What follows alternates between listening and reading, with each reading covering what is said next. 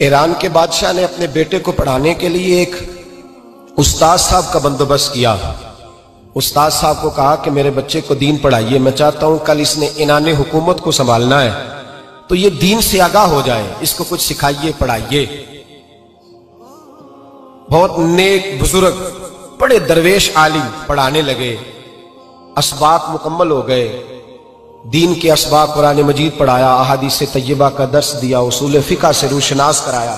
جب بچے نے مکمل تعلیم حاصل کر لی اور آمین ہو گئی، دستار ہو گئی، فارغ ہو گئے، تو پھر ایک دن استاد صاحب نے کہا بیٹے کل تم نے ضرور آنا ہے، کچھ بات کرنی ہے۔ شہزادہ گیا ملنے استاد صاحب سے، استاد صاحب نے کنڈی لگا لی، ہاتھ میں درہ پکڑ لیا، مار مار کے پورے وجود کو زخمی کر دیا، کوئی غلطی نہیں، کوئی بات نہیں، مارا۔ اب بچہ آیا آ کے بادشاہ سلامت سے کہا کہ ابا جی سمجھ نہیں آئی، بڑا مارا ہے استاد۔ تو سیانے تھے نا بادشاہ، یہاں تو قاری صاحب روز کٹہرے میں کھڑے ہوتے ہیں، مولوی صاحب آپ نے میرے بچے کو کیوں مارا ہے؟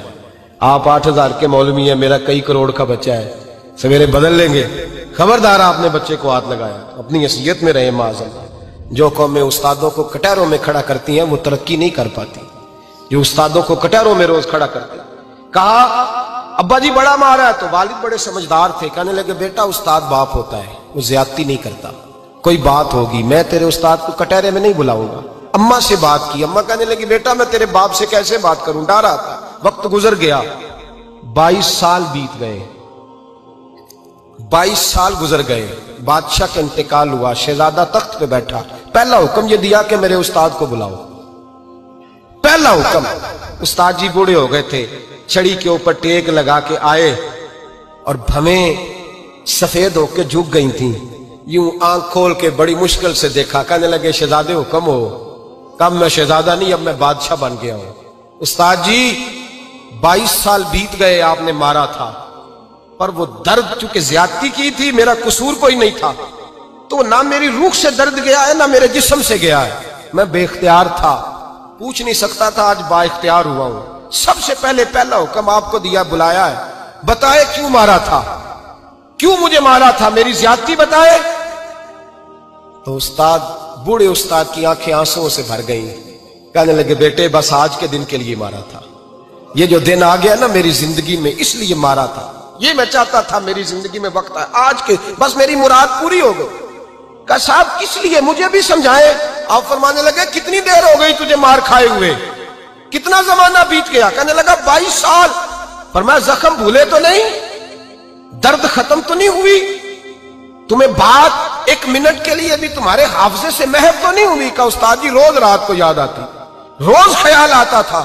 استاد کہنے لگے بھائی تو بے اختیار تھا، پوچھ نہیں سکا، 22 سال تجھے یاد رہا، مجھے پتا تھا تو ایک دن حکمران بنے گا، میں نے تجھے اس لیے مارا تھا کہ بیٹے یاد رکھنا، کسی پہ ظلم نہ کرنا، اگر تجھے 22 سال تک یاد رہا ہے تو جس پر تو ظلم کرے گا اسے بھی قیامت تک یاد رہے گا، اور یہ یاد رکھنا تو آج با اختیار ہوا تو تو نے مجھے بلا لیا ہے، قیامت کے دن غریب با اختیار ہو جائیں گے، مظلوم با اختیار ہو جائیں گے، وہ با اختیار ہوں گے، للہ الواحد القہار، رب کریم کی بارگاہ کے اندر ان کا اختیار ہوگا، اکیلے اللہ کی حکمرانی ہوگی۔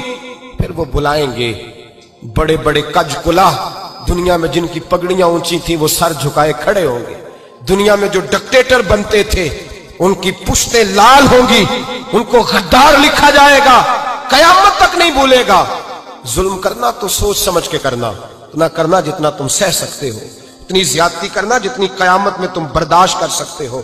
میرے نبی کریم صلی اللہ علیہ وسلم نے فرمایا ظلم سے بچو، یہ قیامت کے اندھیروں میں سے ایک اندھیرا ہوگا۔ زندگی میں زیادتی نہ کریں، اگر تھوڑی دیر کے لیے کوئی چیز برداشت کر جائیں گے تو وہ فائدہ دے جائے گی، کچھ دیر کے لیے اگر سہ جائیں گے تو نفع مل جائے گا، سہنے کی کوشش کریں لیکن زیادتی نہ کریں۔